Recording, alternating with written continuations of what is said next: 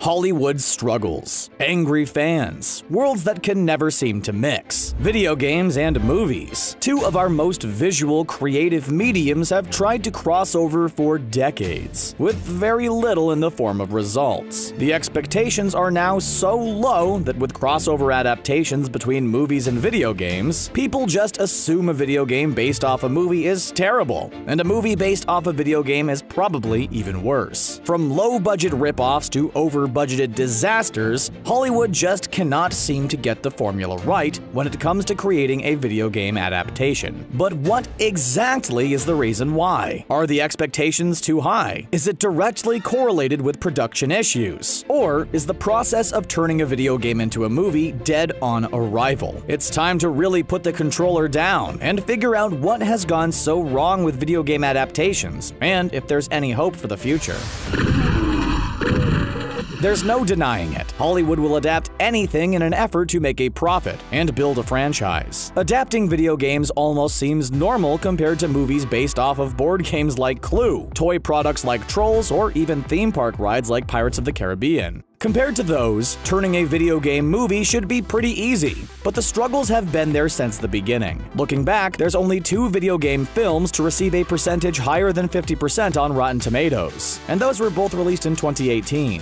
While the future may have some potential, the past precedent is something extremely hard to overcome. The trend of adapting a video game in a movie was long delayed, as many publishing companies resisted to take the plunge in developing cinematic adaptations. Instead, the roles were reversed, with many video game companies looking to cash in on popular movies and license video games based off them. Unfortunately, most of them were a disaster. There's the infamous E.T., the extraterrestrial game for Atari, the NES Top Gun without any musical soundtrack, and a countless trend of lifeless Batman games released for consoles like the NES, Sega Genesis, and the Game Boy. Hollywood was able to make money off the licensing of these games, but the bigger potential was direct money in their pockets through the release of theatrical films. Before modern filmmaking and lifelike CG effects were available, movie studios had to make a lot of decisions when it came to adapting games. Would they go the live-action route, or stick with a fully animated feature? Besides novelties like Who Framed Roger Rabbit, the mix of computer animation and live-action performances were not commonplace, and there were several technological limitations in the 1980s and 90s. This still didn't stop movie studios from taking advantage of the video game boom. In 1986, Japan served as the testing ground for the first feature-length Super Mario film, an anime entitled Super Mario Bros. The Great Mission to Rescue Princess Peach.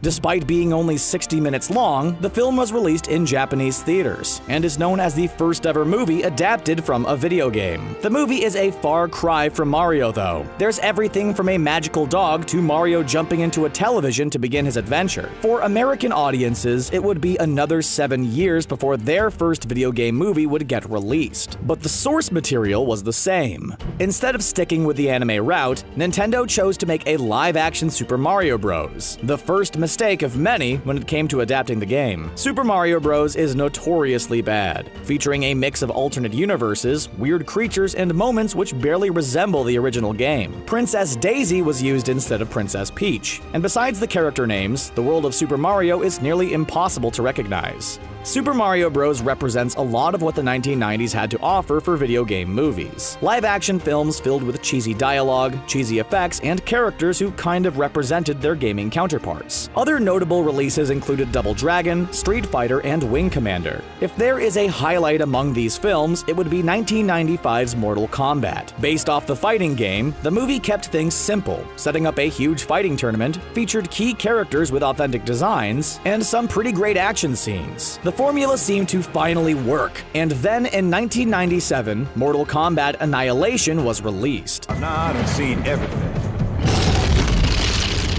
The movie felt rushed, featured very little story, and had some of the worst CG ever featured on film. The horrible CG represents one of the reasons transitioning video games to movie was so challenging in the 1990s. When films like Jurassic Park can feature realistic CG dinosaurs, it's kind of hard to watch the battle between Liu Kang and Shao Kahn as they transform into large dragon-like creatures with awful effects.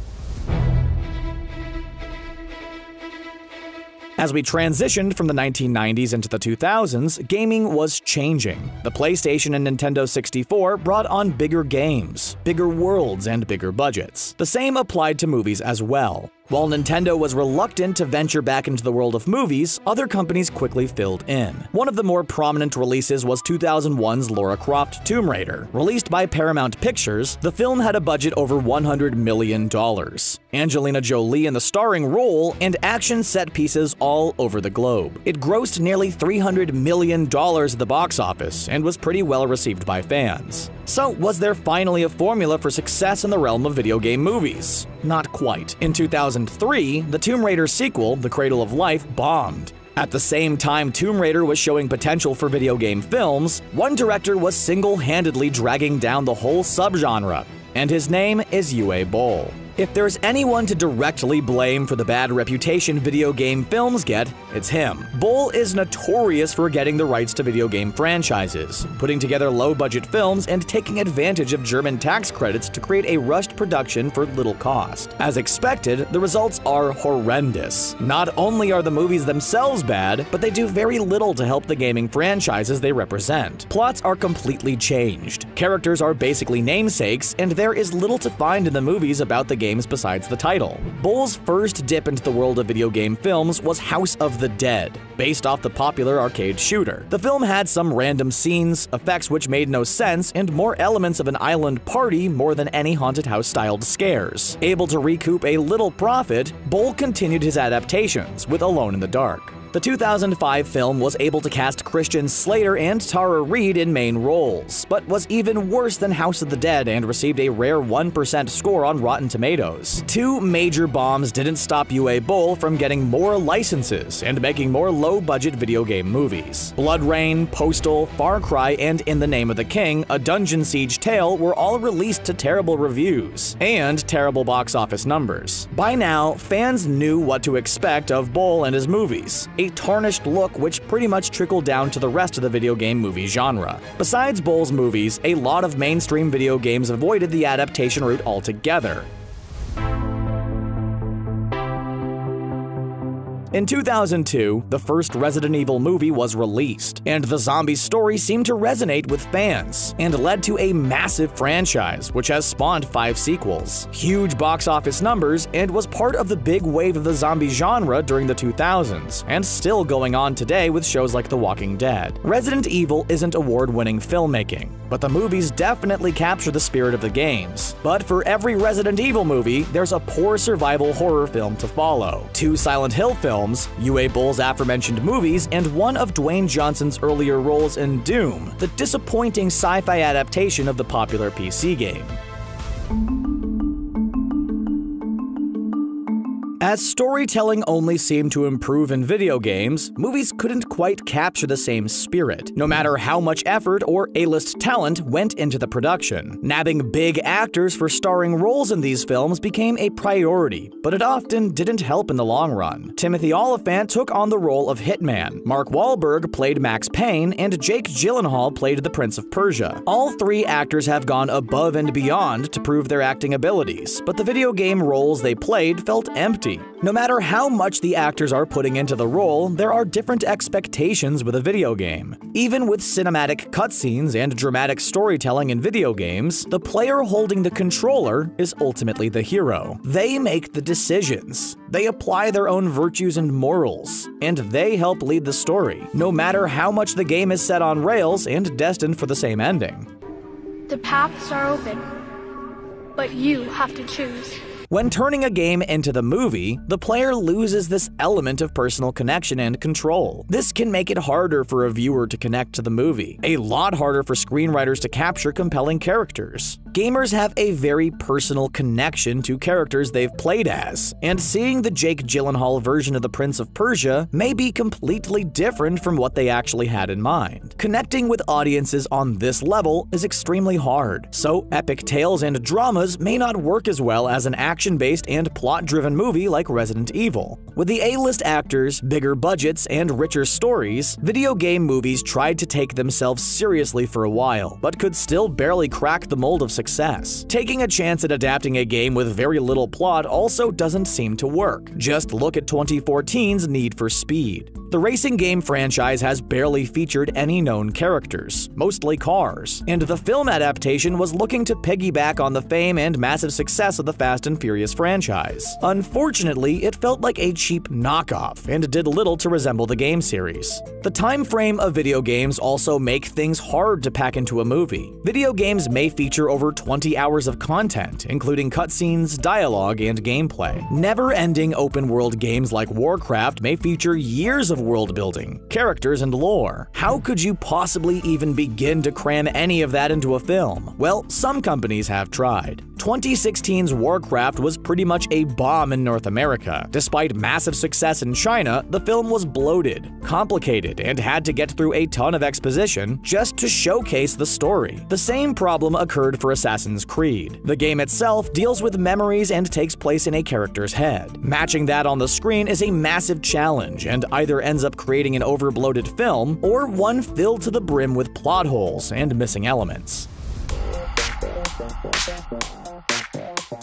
The more video games advance, the harder it will be to adapt them into movies. The reason? A majority of these games actually feel like movies. The Last of Us is a perfect example of this. Released in 2013, the survival horror game features motion capture, cinematic cutscenes, and an engaging story which intertwines with the gameplay. Playing the game actually feels like watching a movie. Making any type of movie adaptation is almost pointless. Newer consoles like the Xbox One X and PS4 Pro are delivering 4K quality games. While the original Assassin's Creed was adapted into a full-fledged movie, 2017's Assassin's Creed Origins is so rich with detail, gorgeous visuals, and plot elements that a movie would feel redundant. The ability for these games to create compelling stories has made the movie adaptation feel outdated. For movies to find success with games, they need to dip into the past with franchises like Super Mario Bros. Or find a different way to tell a story.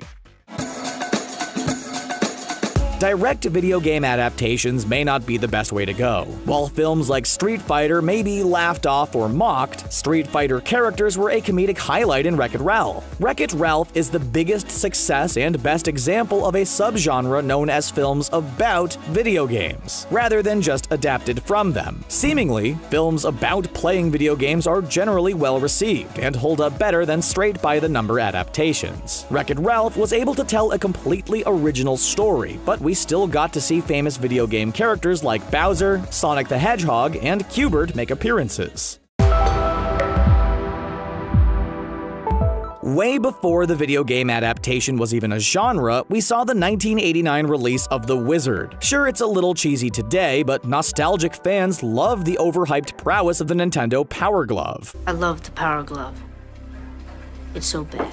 The video game competition battle at the end of the movie, and the use of Nintendo games like Super Mario Bros. 3.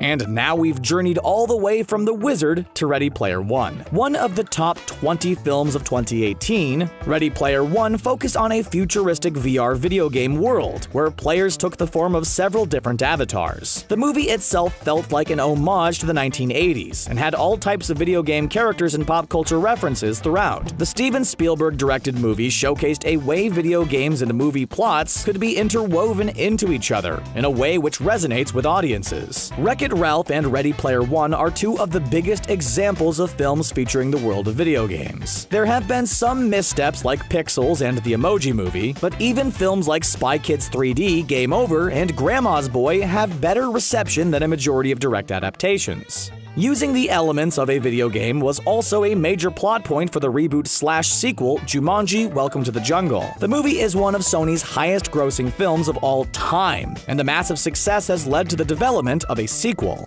It seems when films recognize the video game elements, playing a game or using the hardware, the movie can fare better than a narrative trying to adapt the story directly from the video game and falling short of the source material.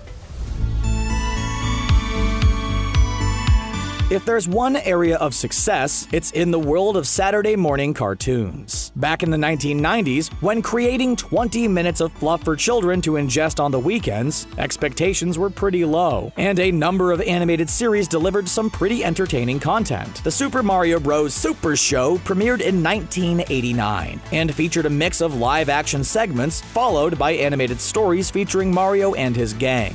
In 1993, The Adventures of Sonic the Hedgehog and Sonic the Hedgehog animated series debuted almost back-to-back. Other characters like Donkey Kong, Mega Man, and even Pac-Man has series with multiple seasons. And then there's the long-running Pokémon anime series based off the hit game. Premiering in 1997, and over 1,000 episodes later, Pokémon is still being produced, and is clearly the most successful video game adaptation ever. The Pokémon franchise stuck with their animated roots for several theatrical releases as well, proving how video games could adapt into entertaining movies, especially when the content is aimed at younger audience members. While the Pokémon franchise has stayed away from the live-action realm, things are changing in 2019 with the release of Detective Pikachu. Taking on a whole different tone and style than anything before it, the film seems to be taking a route most video game adaptations avoid: comedy. Not taking itself too seriously may be a good thing, but only time will tell. For now, we can only judge by the video game movies already released, and there is definitely some potential there. 2018 saw a slight shift in the release of video game films. We got a reboot of Tomb Raider and an adaptation of the arcade basher Rampage. These films featured bigger budgets, a little more emphasis on character, and tried to stay true to the video games they were based off of. Rampage, while not the greatest movie, has showcased the long and long-awaited evolution of video game films. Dwayne Johnson brings the A-list power and comedy chops. The advancement in CG technology made us believe an albino gorilla and giant wolf could tear through city streets, and a classic game could be adapted into a story with some connection, heart, and fun action pieces. And Rampage's critic scores have also showcased this transition. The 53% score on Rotten Tomatoes is above and beyond a majority of the other films. The film also performed well, making over $400 million worldwide based off a budget of around $100 million. And looking into the future, 2019 is a huge year for video game movies, with two of the world's biggest franchises heading into theaters. Along with Ryan Reynolds in Detective Pikachu, Sonic the Hedgehog is making his live-action hybrid debut.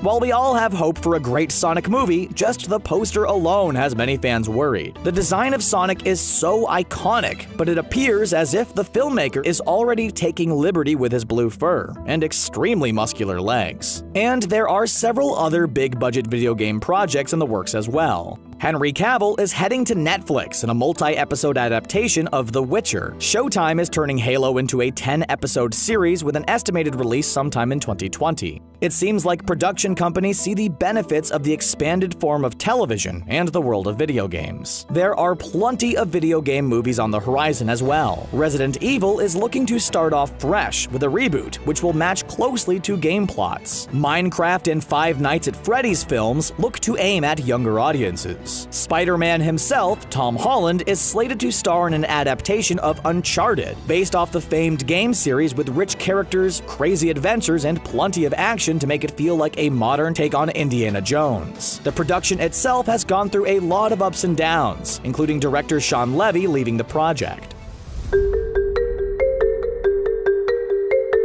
Changing directors and having production troubles is another problem often associated with video game movies. There are too many creative hands shifting and changing the direction of a project. A video game movie needs approval from the gaming company, often goes through many writers, and then there are studio heads to want to produce a successful movie more than staying true to the vision of the game. With too many creative voices, the vision of the movie quickly gets lost in the shuffle. And this is something Nintendo has strongly avoided after the failure of Super Mario Bros. Back in the 1990s. It has taken multiple decades for the company to even consider doing another Mario movie, but it seems like they are doing it right this time around by sticking with a fully CG production. A new Super Mario Bros. Is in the works, one without a human Bowser. Oddly, one of the main formulas Mario can follow is from the animated film Angry Birds. Adapted from a gaming app no less, Angry Birds was a full-fledged animation, no guys in suits, no live-action hybrid, and the movie worked. Featuring a talented voice cast and a lot of comedy, Angry Birds may not be the best animated movie or best video game, but it succeeds in staying true to the source material while providing a fun family movie. If Mario sticks with the family aspect, a movie version of Princess Peach's kidnapping has a chance for us all to finally forget about the first live-action movie. Besides theatrical adaptations, what is the future of video game movies? Video games themselves are an incredibly storied tool, drawing a lot of top Hollywood talent for both voices and motion capture. An ideal place to look for the perfect blend of movies and games is with Minecraft. As a spin-off of the original game, Minecraft Story Mode was like a digital movie, but with different interactive elements. Players watch movie scenes and then make decisions based off the character actions. These decisions lead to new scenes and different story plots. Originally released on gaming consoles, Minecraft Story Mode also debuted on Netflix, showcasing the opportunity for the blend of movies and drama outside of theaters or gaming consoles. Minecraft already had a massive fan base, so it's hard to tell how other adaptations will fare, but it's a safe route for gaming companies to try. In the end, maybe video games were not just meant to be made into movies. Positive changes have certainly come in recent years, but the formats are just too different to intertwine in a way which works and connects with audiences. At the end of the day, we all want to see a great story, but adapting a video game may not be the most viable option. Until the magic formula is found, Hollywood will just keep using their extra lives, pressing continue, and trying to reach some form of box office success. So, do you think video game movies have a chance at succeeding? What's your favorite video game movie? What's the worst one? Let us know in the comments section below. Don't forget to like this video, share it, and subscribe to Screen Rant on YouTube so you can stay up to date with our awesome videos. Thanks for watching.